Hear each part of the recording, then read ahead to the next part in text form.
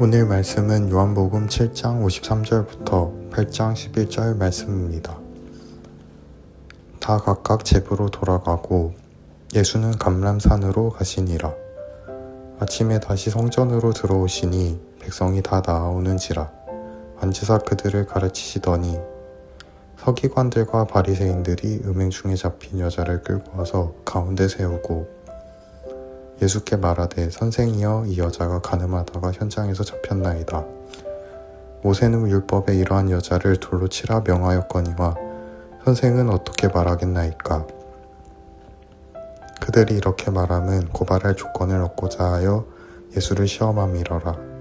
예수께서 몸을 굽히사 손가락으로 땅에 쓰시니 그들이 묻기를 마지 아니하는지라. 이에 일어나 이르시되 너희 중 죄 없는 자가 먼저 돌로 치라 하시고 다시 몸을 굽혀 손가락으로 땅에 쓰시니 그들이 이 말씀을 듣고 양심의 가책을 느껴 어른으로 시작하여 젊은이까지 하나씩 나가고 오직 예수와 그 가운데 섰는 여자만 남았더라. 예수께서 일어나사 여자 외에 아무도 없는 것을 보시고 이르시되 여자여 너를 고발하던 그들이 어디 있느냐? 너를 정죄한 자가 없느냐?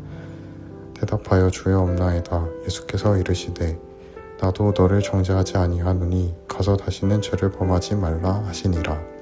아멘.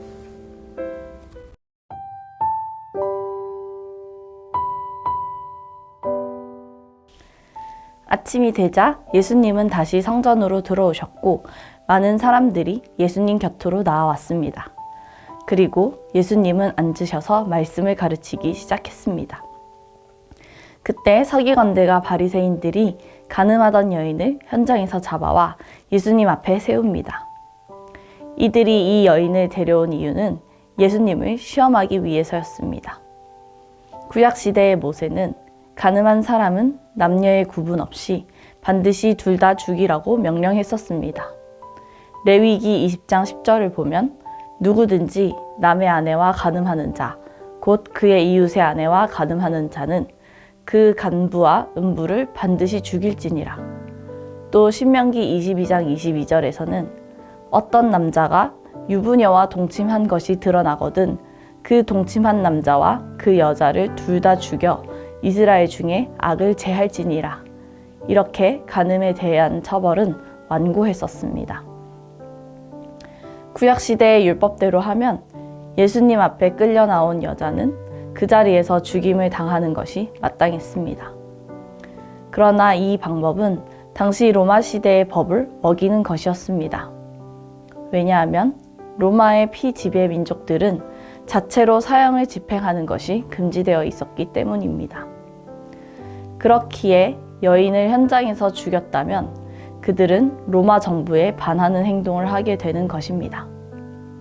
바리새인들과 서기관들은 이러한 두 법의 차이를 이용해 예수님을 고발할 빌미를 잡고자 한 것이었습니다. 만약 예수님께서 구약의 율법을 거부하셨다면 예수님의 가르침을 듣고 있던 많은 유대인들은 큰 실망을 안고 예수님께 등을 돌렸을 것이고, 반대로 예수님께서 그 여인을 돌로 쳐 죽이라고 명하셨다면 예수님은 위법자가 될 뿐더러 하나님의 자비하신 모습을 더 이상 나타내지 못하게 되는 것입니다. 어느 쪽을 택하든지 예수님께는 모두 부담스럽고 불리한 조건이었습니다. 그러나 예수님께서는 이에 대해 대답을 하기보다 몸을 굽혀 손가락으로 땅에 글씨를 쓰기 시작하십니다. 그리고는 사람들을 향해 너희 중에 죄 없는 자가 먼저 돌로 치라고 말씀합니다. 예수님의 말씀에 섣불리 움직일 수 있었던 사람은 아무도 없었습니다. 모두가 죄를 짓고 사는 것은 물론 죄가 단 한 개도 없는 사람은 없기 때문입니다. 예수님의 한마디에 간음한 여인을 끌고 왔던 바리새인과 서기관들은 물론이고 그녀를 정죄했던 다른 사람들까지도 양심의 가책을 느껴 전부 그 자리를 떠나갑니다. 그리고 예수님과 간음한 여인 둘만 남게 됩니다. 예수님은 간음한 여인에게 여자여, 너를 고발하던 그들이 어디 있느냐?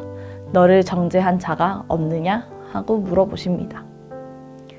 여인이 없다고 대답하자 예수님께서는 나도 너를 정죄하지 않으니 가서 다시는 죄를 짓지 말라고 말씀하시며 여인을 용서하시고 보내주십니다. 예수님의 넓은 아량으로 인해 여인은 죽음에 처한 위기 속에서 목숨을 건질 수 있었습니다. 예수님은 여인을 정죄하지 않으신다고 말씀하셨습니다. 사람의 시선으로 보면 간음한 여인은 마땅히 정죄받아야 할 대상이고 심판받아야 할 대상입니다. 구약의 율법대로 엄히 다스려야 하는 죄인입니다. 그러나 예수님께서는 이 여인을 용서해 주셨습니다. 여인을 돌로 쳐 죽이는 대신 다시 한번 살 수 있는 기회를 주셨습니다. 그리고 다시는 죄를 짓지 말라고 하십니다. 이 말의 의미는 죄를 짓지 말고 참 사랑을 주실 예수님만 바라보고 살라는 것입니다. 죄의 올무에서 벗어나 참 삶을 주신 예수님만을 사랑하라는 것입니다. 예수님께서는 이렇게 아무리 큰 죄를 지은 죄인이라도 용서하시며 참 사랑을 나타내 주신 참 하나님의 아들이십니다. 사랑하는 청년가족 여러분, 예수님께서는 정죄받아 마땅할 여인을 사랑하셨고 그 사랑을 정죄하지 않고 용서하는 것으로 나타내셨습니다. 예수님께 용서받은 여인은 그 자리에서 목숨을 건졌을 뿐만 아니라 구원까지 받은 것입니다. 그러나 우리가 분명히 알아야 할 것은 예수님께서 용서해 주시기 때문에 앞으로도 마음 놓고 죄를 지어서는 안 된다는 것입니다. 예수님의 죄 용서는 우리가 마음껏 죄를 범하기 위한 것이 아닙니다. 예수님은 죄인의 신분인 우리를 용서해 주시고 구원해 주셨지만 분명히 죄를 싫어하시는 분이십니다. 그래서 다시는 죄를 짓지 말라고 분명히 말씀하고 있습니다. 그러므로 예수님께 용서받고 사랑받은 우리는 죄를 멀리하며 살아야 합니다. 예수님께서 싫어하시는 일은 하지 않아야 합니다. 예수님은 몇 번이고 우리에게 사랑한다고 말씀해 주시며 하나님의 자녀로 삼아 주시는 분이십니다. 우리는 그런 예수님의 사랑을 깨닫고 그 사랑에 감사하며 살아가야 합니다. 예수님의 말씀대로 다시는 죄를 짓지 않고 살아야 합니다. 날마다 예수님께서 나를 사랑한다는 사실을 기억하며 죄에서 멀리 떠나 하나님을 기쁘게 해드리는 삶을 사는 청년가족 되시길 소망합니다. 말씀 놓고 함께 기도하길 원합니다. 나를 정죄하지 않고 있는 모습 그대로 사랑하시는 예수님께 감사하며 살게 하소서.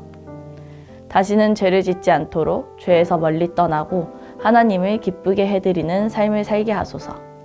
기도하시겠습니다.